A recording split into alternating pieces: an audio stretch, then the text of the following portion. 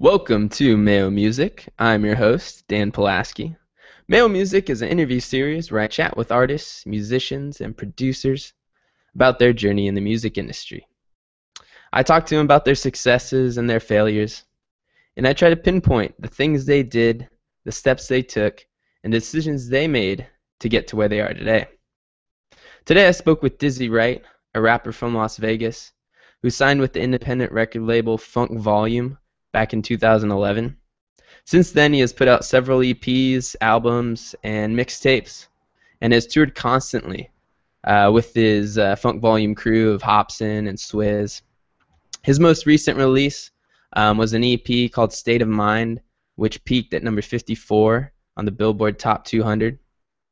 In this interview, I talked to him about staying humble throughout his journey, how he has studied and learned from other successful artists, how he played over 100 shows before even getting paid, and how eventually he got signed with Funk Volume. Let's do it. So tell me about Dizzy D Flashy and Flashy Inc. Tell me about how you guys got together and where that all started. It started in high school. We were all in clothes and shoes and shit, fashion. And we all went to the same school and we rode the same bus. We all lived on the east side, but we went to school in Henderson. The bus came and picked us up. And yeah, it was just like me and the fly homies. They was cool. And I started doing my rap thing. And we kind of added Flashy on to everything. Like I was Dizzy D Flashy. There was a kid Flashy, a boy Flashy. There's still a boy Flashy. A junior Flashy. Like we just like was that kind of crew. And instead of me being like a kid Flashy or anything like that, I was just Dizzy D Flashy. And yeah, that's kind of how it started. Okay. And what was it? I was trying to figure out which was your first mixtape you put out. Was it the Takeover? Was that Yeah, back then or? yeah, it was the takeover. Okay. And you put that out with as Dizzy D Flashy. How did you make that first mixtape? I recorded it. I recorded some of it out of my homie's closet studio, who we actually started beefing after a while. It was kind of crazy. Like I did like a Dizzy Wright retaliation video. It's on YouTube, and it's actually to that nigga because like we fell out and he started hating and like got crazy. So it was just like some little rap beef we had going on. But I recorded the first half of the takeover at his house, and I recorded the rest of it at Brick House Studios. And how did it do?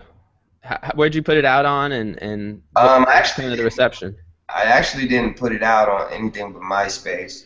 And I just put it on my MySpace page, and I got like some hard copies printed up, and I like sold them for like $5, I think. And then I started just taking donations. Um, but I wasn't too familiar with YouTube or too familiar with how anything worked, except my MySpace at the time. So that's just where I started. Okay.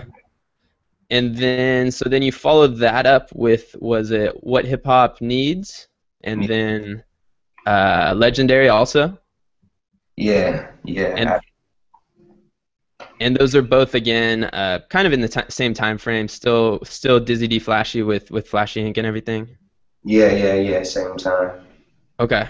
Uh, And how did tell me a little bit about each one of those. So like you did a takeover, you put it out on MySpace, sold some hard copies, and then you went to What Hip Hop Needs and Legendary. Like tell me about the progression a little bit. Like did each one kind of get more and more traction, or like what was going on there? I'm not sure the kind of attraction they were getting, and I know that they weren't.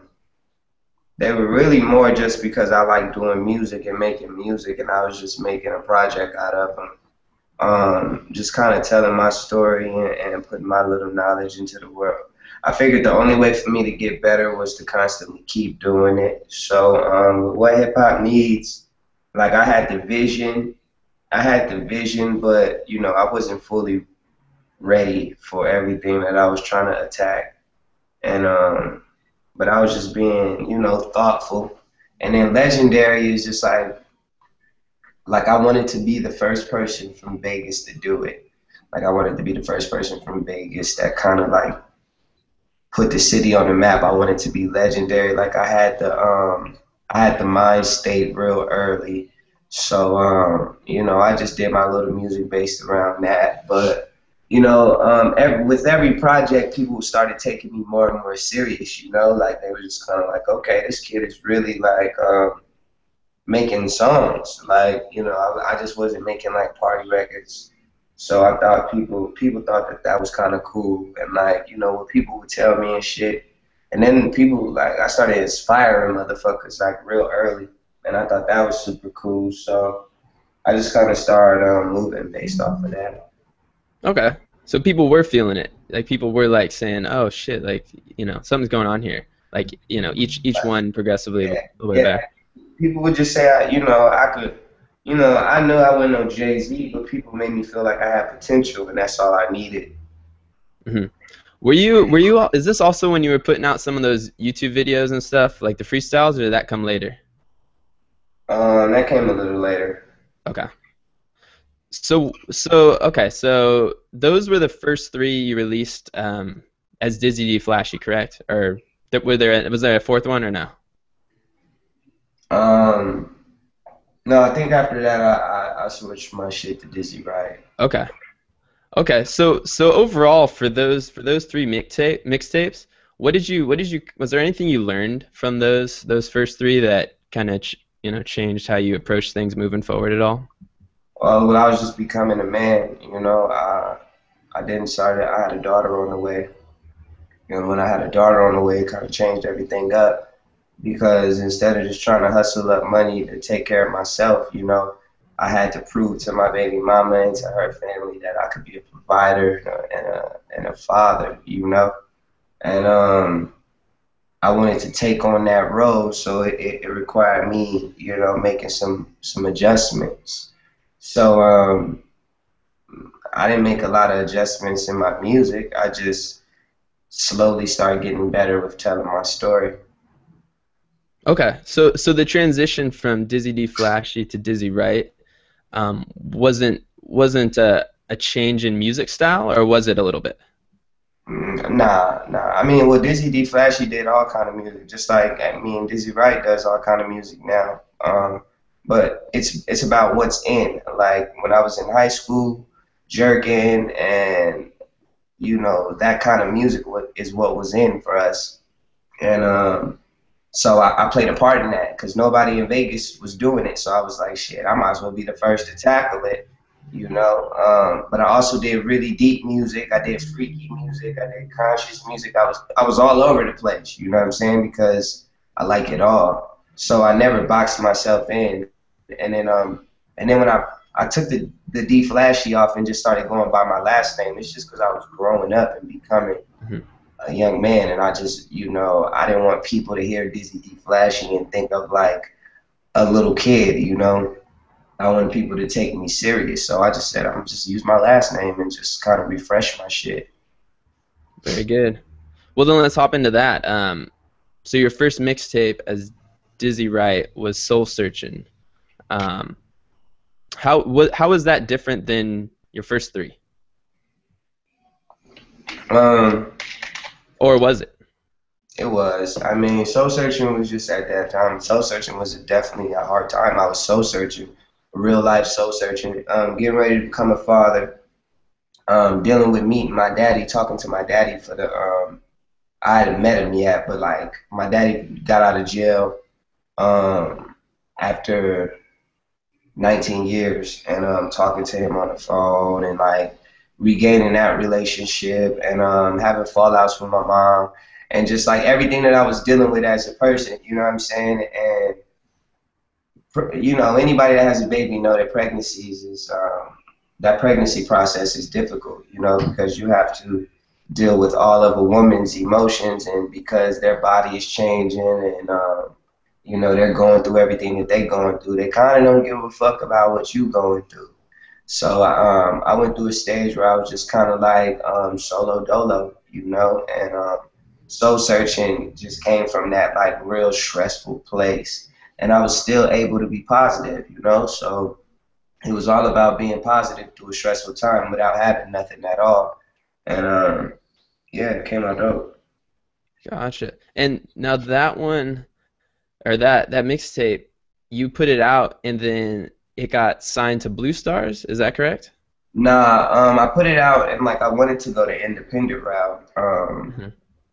And Blue Star, who I mean, one of the niggas in Pretty Ricky, Jesus Christ, I can't even remember the nigga name right now. Um, but yeah, he reached out to me. Well, it kind of happened like this. There was a team that they were working with. Blue Star was working with this team in Vegas, and this team was like this promotion team that kind of like helps you with your internet presence, help you like, I wanted to get my music in front of more people. I wanted to be so I can get out of Vegas and do shows. I felt like if I could get out of Vegas and get in front of people, people could actually fuck with me. So the Blue Star niggas came, and I was just kind of like, okay, since they working with y'all, will I get to work with these cats? And kind of, I felt like if I built a relationship with these cats that's working for Blue Star, I could kind of get my own thing popping. Well, it didn't work out. Contracts and shit didn't get signed, and which was good because the niggas didn't want to fuck with me really. I don't know what it was like, or they couldn't fuck with me, or like I don't know what it was, but it turned out to just not work out. So I just kind of, cause when I was trying to get Blue Star, I can't say I was trying to get Blue Star to get behind me because people that was working for Blue Star wasn't Blue Star, and that's what I had to learn. Just because they're working for them doesn't mean that they're a part of what they have to offer. So it's just me being young and learning the record business. Hmm. And I was still doing everything myself. I was doing my own videos. I've always promoted myself, and I just realized that there was nothing that they could really do for me, so I just strayed away from it. Okay. So it wasn't, so that mixtape wasn't officially released through Blue Stars No, or no, you know what it was they just put their name on it. Yeah, they just put their name on it, and I allowed that shit to happen. It was like, and you gotta live and learn in this game. Like I didn't have a manager really like helping me out with these things, so I was just trying to make the best decisions. But I figured I had did all the music, and I was like, okay, I came to the table like I'm about to drop this project. And I had this cover, and the cover was cool. And then the one nigga from Pretty Ricky was like, yo, I'm gonna send this cover to my dude and let him really hook it up, and we'll throw the Blue Star logo on there and really get it popping. And I'm like, okay, all right. So I let them niggas do all of that shit, and we put it out. And they never did nothing for me. And they shit was all on my shit, like they did something for me. And I was like, super mad, like, damn, I gave these niggas some bullshit ass credit. They ain't do shit for me. So, but that's me trying to be that was me trying to be too independent. It was like I was so busy trying not to fuck with the majors. I was willing to jump into some crazy shit with an independent that didn't come with all that shit. hmm. But it didn't come with nothing at all. So you just gotta be smart and be patient and take your time with everything that you do, or you'll get wrapped up in some bullshit. Gotcha, gotcha. Well, maybe this is a good point to segue a little bit. At what point did you start playing live shows? Were you playing live shows all the way throughout this since Flashy Inc. or when did that start? Yeah, I started playing live. Actually, I did some live shows when I was younger. I started doing live shows when I was a little kid. Um, so I wasn't like unfamiliar with being on stage. I went through the stage. I went through a point when I was younger where I kind of quit rapping because I got the stage fright, and I got over that stage fright. So when I got older, the shows that I was doing wasn't like live shows. It was just like me popping up doing like a jerking song where everybody can dance and keep the party going. It wasn't like come up and do some shit. And then as I started getting the name, I kind of started building a fan base, and promoters started putting me on flyers and shit like that. um, I would come and then I would add a little of the real music to the party music. give them a little bit of that Dizzy Wright and still give them what they want. I started kind of working the system a little bit. And yeah, and then I got with Funk Volume, and that's when I kind of really started doing live shows, like a full set, like, and just really going ham. You mind if I pause you real quick there? Go back to what you were saying about how you kind of worked this, or how you got into, a DJ would be up on stage playing the jams for the club, and then you would do a little bit of little live Dizzy, right? Yeah, like the DJ would be like at the time it was my boy DJ Fame. My first couple shows was like at a teen club called Club Frozen out here. Those was like my first turned up songs. Like I had a song called Swag It Out that got real popular out here. I got a song called West Coast Dougie that got popular early on. Top Notch Steez. Like these was just a couple of my like turned up songs that got the party going. And I started throwing parties. So, I mean, as I would throw parties and get people to come, I would always have a DJ play my shit, just so people were aware. And when I performed it, they was like, "Oh shit, I didn't even know that was you. That shit is turned up," like. And I'm like, yeah, check my shit out, and then go to my MySpace, and I have all my music, all my different kind of music. So I learned early on that, people are attracted to what they're attracted to.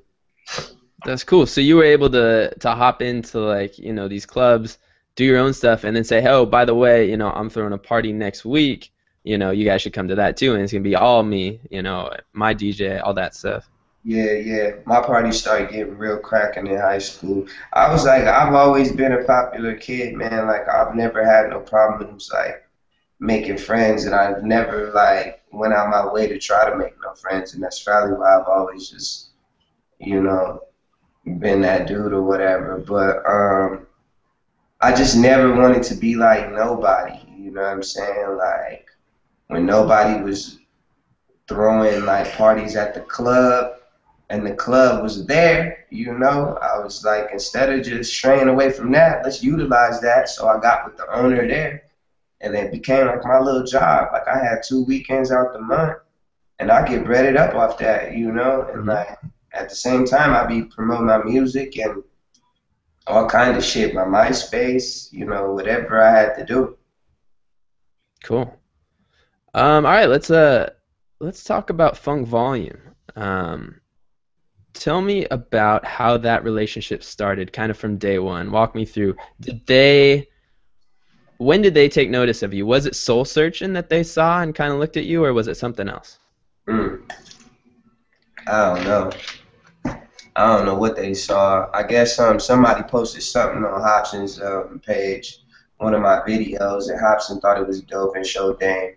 And I was doing this competition, this chic music Def Jam competition, where they were going to all these cities and they were picking like two artists from each city, and you had to like get on stage and perform your song.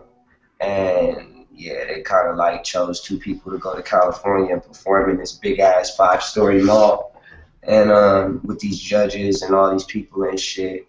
And I did that shit, and I won in Vegas, so they sent me to California. And I went to California and I won in California. I won the whole shit, and Dame was there. So, but it was something that I wanted to win. It was crazy because they went to like 7 different cities, so it was like 14 different rappers.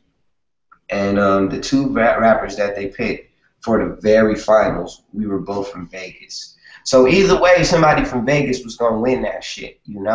But I wanted to win that shit. So I had a lot of passion in my performance. I remember just being in front of the judges' faces and just being like super fucking on it. And I guess Dame was there, and he tried to talk to me, but everybody was trying to talk to me. The winner of that got a little deal with Def Jam.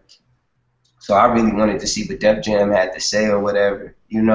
I was just at that time, I'm just tired of being broke. I'm tired of being broke and I want to be heard. So I'm just like, I kind of gave Dame the cold shoulder. Well, at the time, my manager, who couldn't really manage me as good as I know that he could have managed me, because I had moved from a different side of town, And he had his own life shit going on. Like life started getting the best of all of me and the homies. So, I kind of had to do my own thing. But he let me know that, these Funk Volume niggas had something kind of cool going on. And then, like, he told me to check out their Facebook. And I was on Facebook, but I wasn't on Facebook like that. I was more Twitter. I was like, I sent my video to everybody on Twitter. Like I was one of them dudes. If you go back to that's why my Twitter, if you look how many tweets I got so many tweets because I literally used to fucking just send my fucking video to everybody. Just all the followers. Watch this, watch this. I didn't give a fuck. And then Funk Volume, I checked out their Facebook and I was like, oh, they got something going. I think Hobson was on the Raw tour or some shit.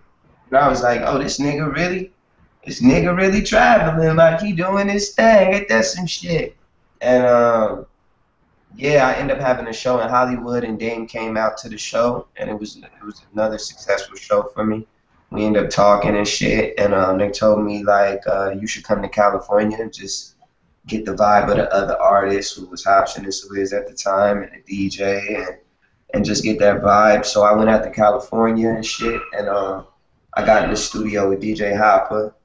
We recorded some records. I got to meet Hobson, meet Swizz. We just got the vibe, and they offered me to come to their Denver show and open up just to see how my live shit was, and if it was all good, if the fans embraced me, we could make it official.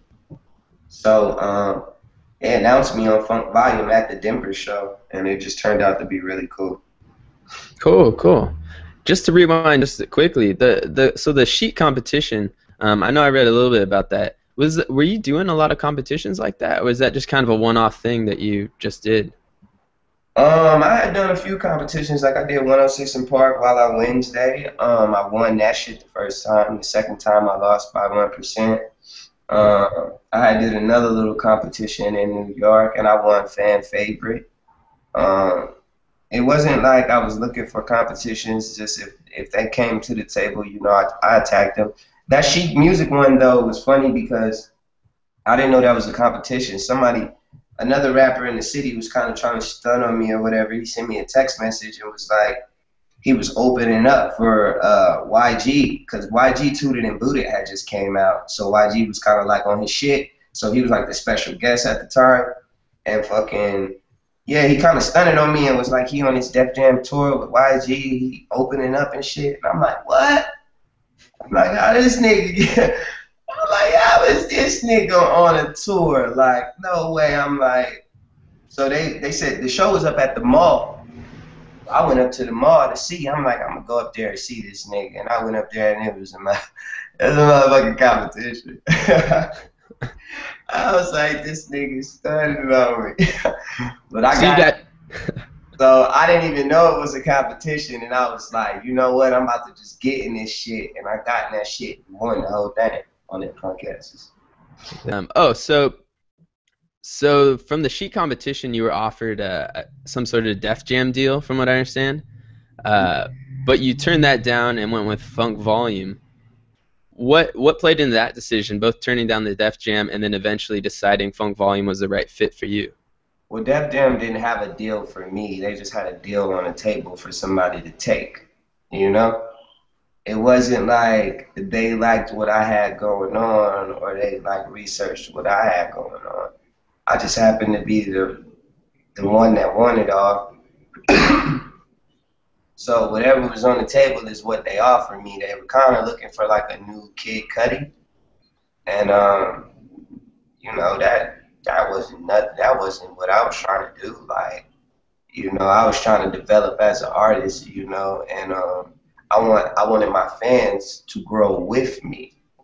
I felt like if they grow with me, I'm gonna become that nigga, and I'll have my army behind me already. But like even the tracks that they played for me were insane. I was just kind of like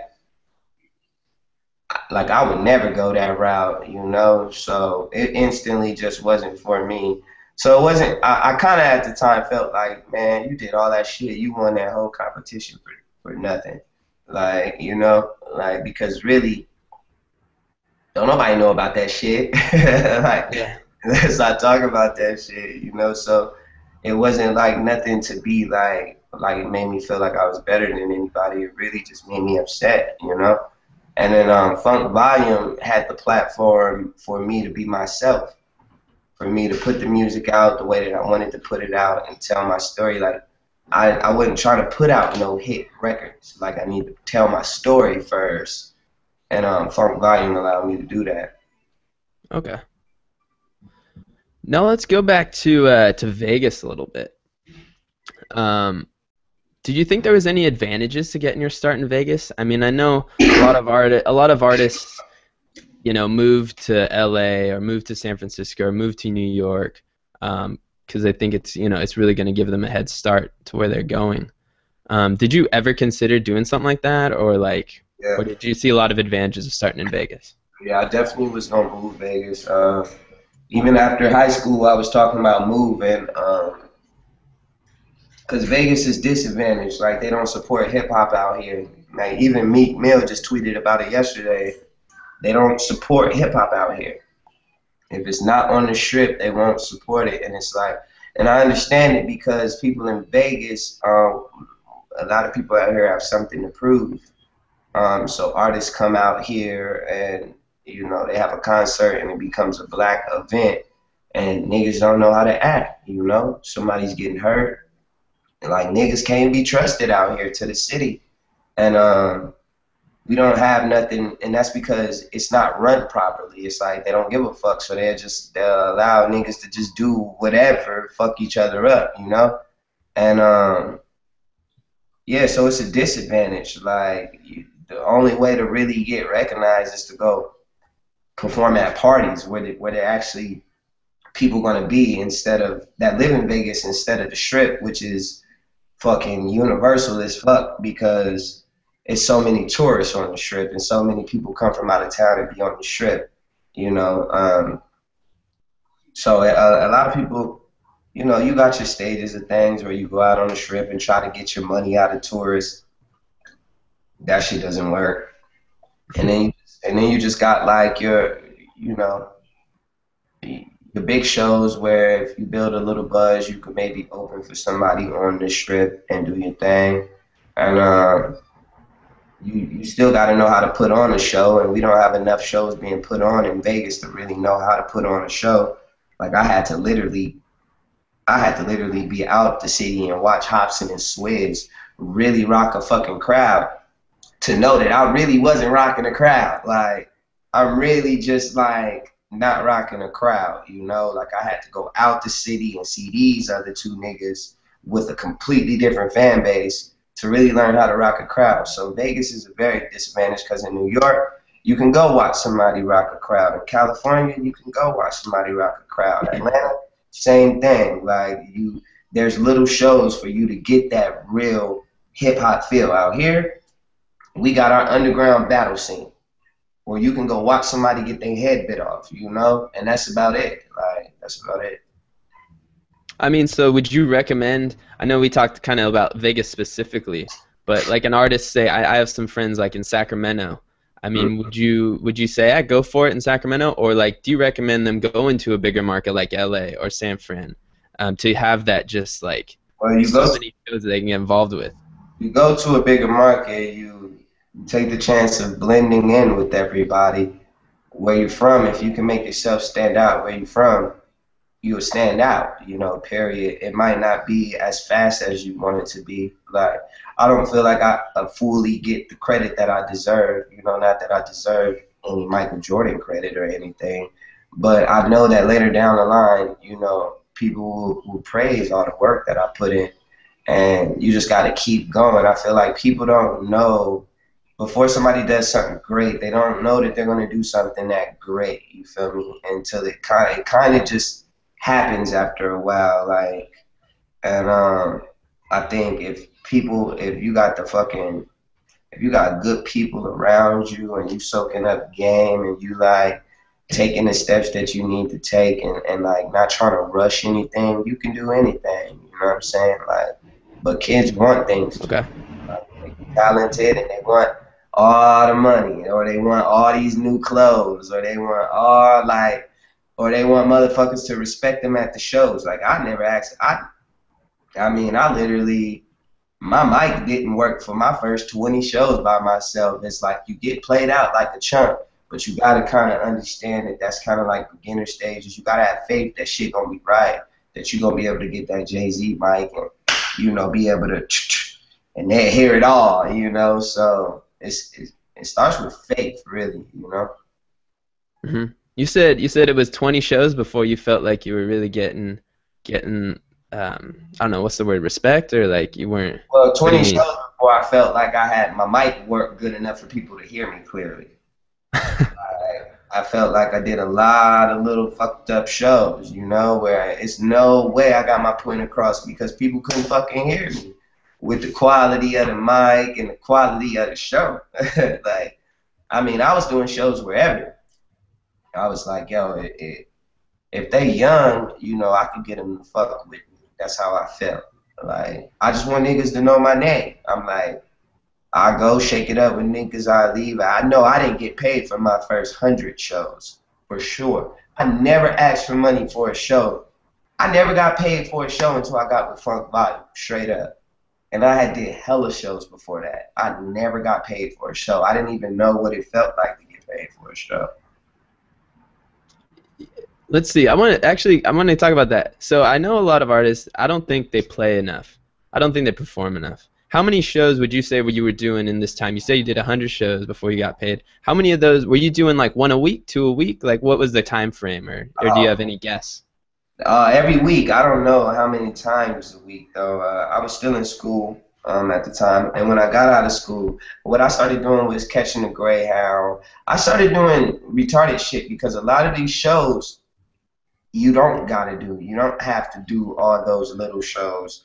A lot of them weren't beneficial. A lot of them was a waste of the little money that I had. But I was so focused on being in front of people. I always felt like one day I'm gonna get in front of the right motherfucker. You know what I'm saying? And that right motherfucker for me happened to be Dane, who happened to be there a time where I was so passionate and I was so focused on somebody else that I wasn't even worried about nobody else, and somebody else got to see that.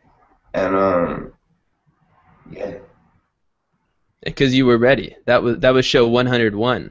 That wasn't show 5 or 6. exactly. You had been there. Yeah, Okay. definitely. Okay, I got a couple more questions for you, then we'll wrap up. Okay. So in a previous interview I watched, you said study your greats. You said you got to know what a great album sounds like in order to make a great album. Mm. Tell me a little bit more about that. You said that you would do research on the JayZs, the Fugees, the Tribe Called Quest, the Nas's. Like what kind of research did you do besides just playing those albums on repeat? Well, I know where a lot of these artists are at now. So like, I've actually worked with Wyclef, and I watched Lauryn Hill go to jail for taxes now, and like Lauryn Hill, bro. Like she is. If you listen to her album, if you listen to the knowledge that she's trying to give you, it has nothing to do with the record business behind the business, Like this shit is a full package. So like, I can listen to Lauryn Hill's great album, but I can also look where she is at now, 15 years later, and realize that, I need to take my taxes serious. I need to make sure I'm doing my taxes or they'll come get me. She signed $1 million contract to pay these niggas, and they still put her in jail. A mother with kids and a good person who tried to put knowledge out into the world. Like these motherfuckers don't care. So you gotta take care of yourself, and you gotta like look at the greats and where they're at and what they're doing, and like how they're maintaining. Why do people stick around? Why is JayZ still around, and why we don't hear from Memphis Bleak no more? It's like, what did JayZ do differently? Why is Diddy still around? You gotta study the greats, the people that are surviving, the people that stick around. But you know, you got to listen to their early shit and what they were talking about, how people connected to them. I get it, you know, like, and it's not about changing. It's not about not being that same knowledgeable person from the beginning. It's about how you gonna maintain. Fans will make all these people feel like they done sold out. Y'all sellouts. Y'all, you motherfuckers is this and y'all that. And they don't know because they don't know what it's like to maintain a position. You feel me? To be a boss, to be somebody that's gonna always be around and be wealthy and comfortable, you know? Because motherfuckers is too busy on trying to be what somebody used to be, you know? So that's how I study my greats. I look at people and I learn people. And I want to be one of them people that's just around and comfortable. I want to be able to teach my daughter how to maintain a position. You feel Hmm. No, like give me an example on one of those. JayZ, why? What have you learned from JayZ, and why JayZ is still JayZ today? me? I mean, that's a tough question, but Yeah, I'll never be able to fully know, man. But Jay-Z knows how to explain his position as far as music, like without being offensive or being over the top. People who are over the top, they don't really know how to juggle everything. Like, you know, I mean, there's times where I'll write a, a rap and I'll fucking be like, I can tell how I feel. Like, I can tell that I'm overboard. And you know, it's about maintaining that balance. I feel like Jay-Z though, he got he's a businessman. You got it's a movie called Rhyme and Reason, man, and in that movie you get a outlook from all the rappers. But what sticks out most to me in that movie is Dr. Dre. You can watch that movie and you can tell that Dr. Dre is gonna be around. You could tell he got something's gonna happen for Dr. Dre. There was no Dre beats though. You feel me? There wasn't the little pill yet. There wasn't none of these things. Like, but you can tell that he had something like that coming. You feel me? Because you gotta be able to separate the records and the business, but it's the record business. It's all in one. So you gotta know how to balance everything. And I feel like your Dr. Dre's, your fucking JayZ's, your Puff Daddy's, like, they've mastered that shit, you know? They've mastered that shit. they've mastered that balance That between the balance. music and the business. Yeah, the record business and that music and just business, period, you know? Like, you just gotta think about it. Like, I mean, Puff Daddy did Making the Band. Like, I mean, why not? You feel me? It's like Jay-Z fucking owned the Brooklyn Nets, brought the Nets to Brooklyn. Like, you know, and then you got Dr. Dre with these fucking headphones, and like I just bought the big fucking speaker, the Dr. Dre speaker that's crazy loud. So it's kind of like you can't just think rap. You just can't. You gotta have a balance of like, where do you really want to be? Don't nobody really just last off no rap. It don't happen like that. It don't happen like that. But as soon as you step into a business life, you're dealing with a lot of money. You're dealing with corporations. You're dealing with different people. So you speak on these things and you lose people. You lose people because they just focus on raps. Now you focus on being legendary. You focus on being around, becoming something, and you can't take shit personal. You can't take opinions personal because they hate you, then they love you, and then they hate you again, and then they love you again, and it just never stops. It's like all stages because niggas will grow to love a man that has built something for himself as he gets older. As he needs to start building something for himself, he will get it. And he won't be hating so much no more. So anything that he said before that is kind of invalid because he didn't really know. It's so you got to find your balance of knowledge as well.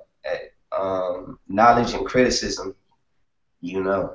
You got to be able to balance that because it's not easy dealing with everybody's fucking opinion. Everybody think they know. you know. So for these men to be in a position that they're in, you know, especially these black men, you know, like JayZ went from selling drugs to being at the White House with Obama. People don't get it, you know. People don't get it. So, so what was one of the biggest mistakes that you've made that you would really not want to see other artists who are just getting their start make? Um, Probably just the relationship with my mom through the process.